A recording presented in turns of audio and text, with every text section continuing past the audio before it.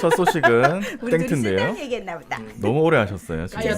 죄송해요. 네, 도널드 트럼프 미국 대통령이 오늘도 여러 가지 트윗을 했는데 원래 오늘 사실 미국 대통령을 뽑는 선거인단을 확정하는 날이에요. 근데 안 됐잖아요, 여러분. 그러니까 엄청 큰일 아니에요, 이거? 12월 8일. 지금은 이제 우리는 9일인데 이제 미국 시간은 12월 8일이거든요. 8일이죠. 참 이상하게도 모두들 조용합니다. 어마어마한 일 아닌가요? 네. 선거인단 그래? 구성이 안 됐는데 지금? 제가 느끼기 우리나라만 조용한 게 아니라 미국도 조용해요. 그래서 아마 전 세계가 이거 조용한 거 아닌가 싶은데 아니 사실- 바이든 당선됐다며 그럼 당선된 당선자로서 지금 선거인단 구성이 안 되는데 그러니까 뭐라고 한 소리 해야 되는 거 아니야 민주당 측은? 그러니까 당선자 입장에서 그 이상하다고 언론도 얘기를 해야 되는데 이런 얘기를 하는 데가 없어요. 그리고 공식적으로 미국 방송들이 선언했어요. 현재 232대 227로 트럼프 앞서고 있다고. 나머지 확정 안 된 주에서 결과적으로 오늘이 마감 시한인데 확정 안 됨으로 인해서 선거인단 구성이 날아간 거예요. 결과적으로는. 왜 이게 뉴스가 안 되죠? 여러분? 그러게요. 이런 게 다들 조용하고 있어서 저만 이상한가 생각을 했는데 참 하여튼 되게 신기합니다. 네. 그래서 사실 선거인단 확정이 안 되면 대통령 뽑을 수가 없는 거잖아요. 그렇죠. 지금. 네. 그렇죠. 그러면은 지금까지 바이든을 대통령 당선인으로 부르는 언론들 어떻게 설명할 거야?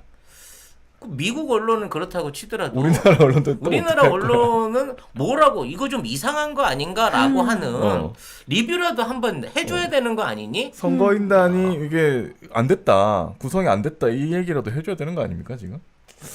아무튼 뭐. 이런 놀라운 상황 하에서 네. 미국과 한국의 뉴스는 너무 평온하다는 거. 네, 조용합니다. 이 와중에 이제 트럼프 대통령이 리트윗한 것 중에 데일리 와이어라는 매체가 있었는데요. 기사가 있었는데 텍사스주 이게 검찰총장인지 법무부 장관인지 모르겠는데 검찰총장이라고 나오더라고요. 검찰총장 네. 캠 팩스턴 이 사람이 경합주인 펜실베니아, 조지아, 미시간, 위스콘신 주를 상대로 대선 결과에 소송을 냈다. 이 소식을 트럼프 대통령이 리트윗을 했습니다. 이 4개 주들이 연방 및 주 선거법을 무시하고 코로나19를 악용했다. 뭐 이러는 건데 이런 내용인데 팍스뉴스에 따르면 이렇게 주간의 분쟁은 대법원이 원래 관할하는 몇 안 되는 사건 중에 하나라고 합니다. 그렇죠. 이 소송은 바로 대법원이 바로 개입할 수 있는 소송이 된 겁니다. 네, 하급 법원에서 이제 먼저 사건을 심리할 수가 없다. 이런 소식이 있었습니다. 네, 이거는 지금 연합뉴스가 보도를 하고 있는데요. 네, 그러니까 캠 팩스턴 텍사스주 법무장관, 그러니까 검찰총장이라고 또 나오는 데도 있고요. 펜실베니아, 조지아, 위스콘신, 미시간주 4개의 대선 결과를 무효로 해달라는 소송을 연방 대법원에 냈다고 CNN 방송 등이 보도했다. 결과적으로 연방 대법원에 가면 아시다시피 6대3으로 보수가 그러니까 트럼프 쪽, 공화당 쪽 우세하죠. 우세 의원들이 많기 때문에 네. 이거를 이제 나중에 심리를 하게 되면 제가 봐서는 100% 이길 것 같아요. 네. 대법관들. 네. 근데 이제 많은 분들이 진보와 보수를 그냥 민주당 측 대통령이 임명하면 진보고 공화당 쪽 대통령이 임명하면 보수일 거다라고 생각을 하는데 미국의 보수라는 건 어떤 의미냐면 철저하게 원칙과 법전 위주예요. 그러니까 다시 말해서 우리가 사실 시대에 따라서 생각이 사고가 전체적인 사고 같은 게 바뀔 수 있잖아요. 그러면 우리가 이제 그런 것들을 빨리빨리 쫓아가는 걸 이제 조금 넓은 의미에서 진보적이다 이렇게 표현을 하는데 미국 그런 아주 원칙적인 차원에서 미국 대법관들이 보수적인 대법관들의 차원은 뭐냐면 이게 그런 거에 전혀 영향받지 않고 철저하게 기존의 어떤 관례라든지 어떤 판례라든지 이런 것과 비추어 봤을 때 뭐 지금 시대적 상황은 상관없어요. 정확하게 그렇게 판단을 내리는 사람들을 보수 대법관이라고 얘기를 한다고 하더라고요. 어떻게 됐건 간에 지금 있는 상황 그리고 투표 증거에 대한 조작 의혹들이 계속 나오고 있는 상황에서 대법관이 결정을 하게 되면 사실상 트럼프의 재선은 확정되는 거나 마찬가지다라고 봐야 될 시점에 있는 것 같고요. 근데 너무 웃긴 게 이거 CNN이 보도를 했잖아요. 네. 보도하면서 CNN이 끝까지 뭐라고 얘기를 하냐면 법률 전문가들은 이거는 뭐 사실 말도 안 이례적인 된다. 소송이기 때문에 연방 대법원이 심리를 할 이유가 없다. 뭐 이거는 별로 관심거리도 아니다. 이게 이런 식으로. 우리 네. 조중동처럼 우리 자기네들 조중동처럼. 내용, 우리 조중동처럼 맞아요. 네. 지네들이 이제 알아서 판단을 해주는 거지 네. 심리 안 할 것이다. 근데 저는 심리할 것으로 보입니다. 네. 지금 이제 그 각 법원들에 의한 그 소송들이 계속 그 4개 주에서 일어나고 있거든요. 네. 근데 거기에 대한 내용들을 리뷰하는 또 국내 언론이 없어요. 네, 부지런한 송 작가가 여러분들을 위해서 지금 제기되고 있는 부정투표 의혹들이 무엇인지 좀 얘기를 해야 되는데 일단 펜실베니아 법원은 시드니 파웰 변호사의 고소권을 기각했습니다. 네. 기각한 이유가 뭔지 아세요? 뭐죠? 너무 기소가 늦었다는 거야, 고발이. 이런 고발 같으면 4개월 전에 했어야지. 왜 선거 끝난 다음에 이걸 해? 그러면서 지금은 이런 고소 고발을 받을 이유가 없다. 이게 기소의 기각 명령의 이유예요. 판사 미친 거 아니야? 이 정도 되면? 이상하네. 그래서 그 연방 대법관이 이거 다시 그 고려해보라고 내려보냈는데 어차피 그거는 그 강제적인 게 아니기 때문에 펜실바니아에서 시드니 파웰의 그 고소권 부정투표 관련된 고소권 아예 시도도 못 해보게 될 가능성이 높아졌고요. 선거 전에 어떻게 고소 고발을 해? 그러니까 선거 전에 이러한 비리가 있을 걸 예상하고 사전에 고발을 했어야 된다는 거지. 네. 그 대법관의 논리라면. 그래서 펜실베니아 하원은 선거 결과를 인증하겠다고 지금 선언을 해놓고 있습니다. 네. 아직 하진 못했어요. 여론이 무서우니까. 인정하지 못했죠. 네. 그다음 이제 네바다에서 소송이 진행 중인데요. 여기에서는 그 선거관리 직원의 증언이 나왔어요. 이 직원은 뭐 하는 사람이냐면 그 선거 개수하는 개수기 있잖아. 그 개수기에서 데이터를 USB에 꽂아가지고 그 데이터를 받아서 이거를 집계하는 메인 컴퓨터에다가 꽂아가지고 숫자를 집계하는 사람이었어. 그래서 이 사람이 USB를 꽂아가지고 숫자들을 각 기계 안에서 전부 몇 표를 복사를 했을 거 아니에요. 그걸 각 기계 안에다 넣어갖고 집계를 하고 로그아웃을 하고 기계를 껐단 말이야. 그 다음날 들어가 봤더니 숫자가 다 바뀌어 있는 거야. 분명히 자기가 어제 최종표로 봤던 수표 수들이 있을 거 아니야. 그게 바뀌어 있는 거야. 그래서 이 사람이 깜짝 놀래갖고 USB를 다시 확인해 보니까 USB에도 숫자가 바뀌어 있는 거야. 그래서 나 이런 경우를 겪었다라고 증언을 했단 말이죠. 청문회를 그렇죠. 해가지고. 그럼 결과적으로 그러한 기계들 그러니까 USB를 비롯해갖고 개표기 그걸 집계하는 노트북까지 보안 장치 같은 건 전혀 없었다는 거야. 보안키 같은 게 없었다는 거야. 그게 말이 돼? 그러니까 그것도 없었을 뿐만 아니라 네. USB 자체를 고쳤다는 얘기는 그 프로그램 안에서 노트북 안에서 여기에 조작된 결과에 맞추게끔 USB와 기계까지도 연동해갖고 전부 다 컨트롤하고 있는 게 아니냐라는 의혹이 나오고 있는 상황인 겁니다. 네. 그래서 이제 특히 그 트럼프 팀의 법률팀이 자문하는 거는 네바다주에서 운영되는 개표기들은 지가 선거인 서명을 대조하는 기능을 같이 갖고 있대요. 그러니까 선거인이 내가 이거 우편 투표해갖고 이제 사인해갖고 넣었을 거 아니에요. 그럼 여기에 관련된 이 사인이 기존에 등록돼 있는 사인인가 아닌가를 비교하는 거를 기계가 직접 하게 되는데 13만 개 이상의 서명이 오류가 있다고 경고등이 떴었다는 거지. 근데 그걸 다 무시했다는 거야. 이게 지금 기계가 봐도 매칭이 정확하게 안 되는 개표 그러니까 투표지가 13만 장 이상 있었는데 이거를 뭉갰다는 거예요. 이게 이제 네바다에서 하고 있는 거고 애리조나는 더 웃겨요. 네. 애리조나는 이제 투표지가 오게 되면 투표지 훼손될 수 있잖아. 찢어지거나 번지거나 그렇게 번지게 되면 그걸 놓고 개표원들이 복제를 한대요. 그대로 읽어주면 그 읽어주는 거를 옮겨 적는 거야. 왜냐면 이건 기계 투입이 안 되니까. 이걸 옮겨주는 과정 중에 트럼프 표에만 더블 표기라는 거야. 그러니까 그러니까 트럼프 찍은 용지인데 트럼프 그러면 더블. 트럼프를 해놓고 그 옆에 다른 당사자, 다른 후보자. 이번 선거는 트럼프하고 바이든만 나온 게 아니에요. 그 밑에 후보가 몇 명 더 있었어요. 그렇죠. 다른 후보자까지 2개를 기표해갖고 무효표를 만들어버리는 거죠. 헐. 이게 100표만 딱 검사했는데 그 중에 2개가 나왔다는 거야. 그럼 100개 중에 2개면 뭐 별거 되지 않나라고 하는데 그 카운트에서만 이렇게 복제한 표가 28,000표예요. 그러면 100개 안에서 2개라고 하는 확률을 그대로 전달해도 5,000표 이상의 트럼프 표를 무효표로 만들어버렸다는 거거든. 그러니까 전수조사라면 그 몇 표나 나올까요? 복제하는 과정 중에. 네. 뭐 이런 소송들이 진행 중인 거고요. 위스콘신 같은 경우에는 위스콘신 자체 주가 원래 우편 투표를 허용하지 않게끔 돼 있는 주입니다. 원래 안 하는 주였어. 근데 이거를 주의회 결정 없이 주지사가 우편 투표를 하게끔 제도를 바꾼 것 자체가 일단은 문제가 있다라는 거고요. 둘째는 무인 투표함, 그러니까 무인 투표 수거함 같은 걸 만든 거예요. 우체통처럼. 그래서 그 개인적으로 투표를 해갖고 이걸 발송 안 하고 그 투표함에다 집어넣으면 그냥 자동으로 투표가 되는 시스템을 쓴 건데 이거는 법에도 없고 원칙에도 없고 관리도 안 되는 시스템이라는 거지. 거기에다가 참관인이 없는 상태에서 이 우편 투표들이 대부분 처리가 됐고 우편 투표를 하기 위해서 원래 아이디를 등록하게끔 한단 말이에요.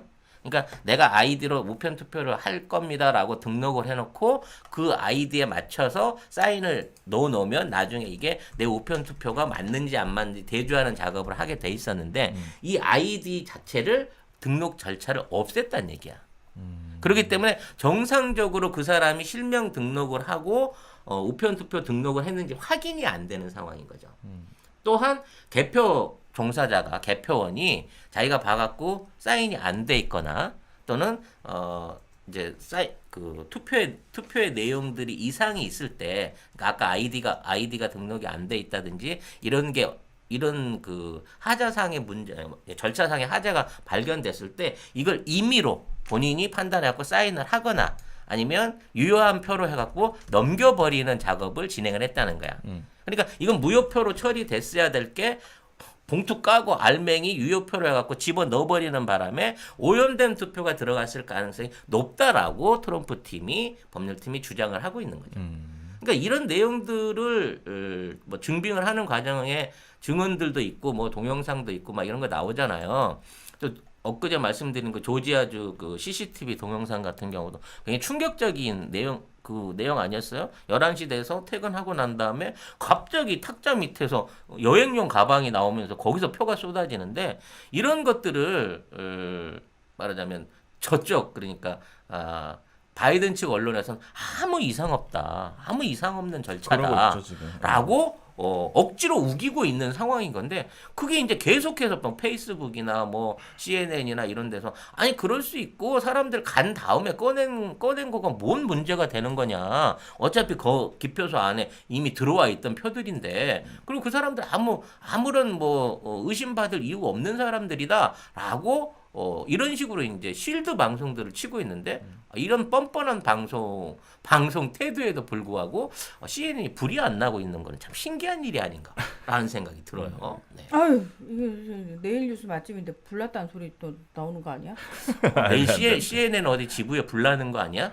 아무튼 네. 그런 식으로 해서 계속 소송이 계속 되고 있고 어차피 지금 선거인단이 구성이 안 되고 있는 가운데 제가 에포크 타임스를 보니까 미국 대통령 취임식 위원회에서 바이든 당선인 인정 결의안을 부결시켰습니다. 그러니까 이게 뭐냐면 바이든 후보를 그러니까 미국 대통령 취임식을 관리하는 의회 합동 취임식 준비위원회가 있대요. 여기서 바이든 후보를 대통령 당선인으로 인정하지 않기로 했다. 아직까지 대통령이 아닌 거야. 네. 미국 법 자체가 현재. 그래서 그러니까 선거인단 투표가 안 일어났으니까 당연히 그렇죠. 법적으로 절차적으로 아닌 거죠. 네. 근데 왜 우리만 당선됐다고 그 난리를 쳐갖고 심지어 바이든이 되게 되면 앞으로 우리나라가 어떤 방향으로 바뀔지에 대한 논설까지 다 내놓고 이 오바지를 하고 있냐고 지금 공북에서도 안 하는데. 스티븐 비건이 고별 방안을 했대잖아요. 나는 아니 저는 두 눈을 의심했어요. 고별 방안을 그래서 저는 스티븐 비건이 잘리나라고 생각을 했어요.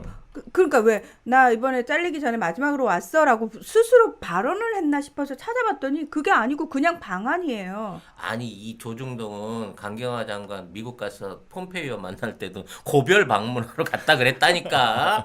그래서 왜 고별 방안이라고 왜 그런 거예요? 싫은가? 비건이 싫은가? 그냥 싫은 거죠. 네. 네. 아니 그 지금 사람들이 심지어 뭐 닭 한 마리 집을 통째로 전세를 해가지고 극진하게 대접을 한 거 보니 정말 빠이빠이를 잘하기 위한 그러니까 아니. 서로 마무리를 잘하기 위한 비건이 네. 닭 한 마리 되게 좋아해요. 좋아하니까. 그래서 닭 한 마리 칼국수.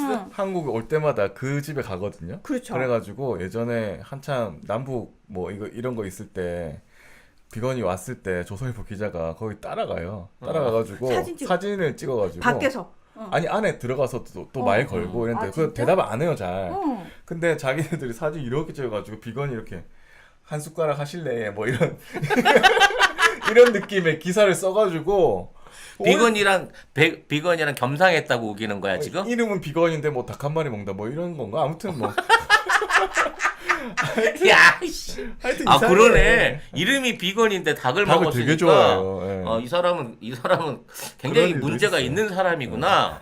조중동이 보기에는. 하여튼 뭐 예. 네. 그래서 아마 그렇게 대접을 했겠죠. 좋아하니까. 아니 근데 그걸 가지고 이제 진짜 뭐 마무리를 잘 하기 위해서 전세까지 냈네 뭐 이러면서 난리가 난 거예요.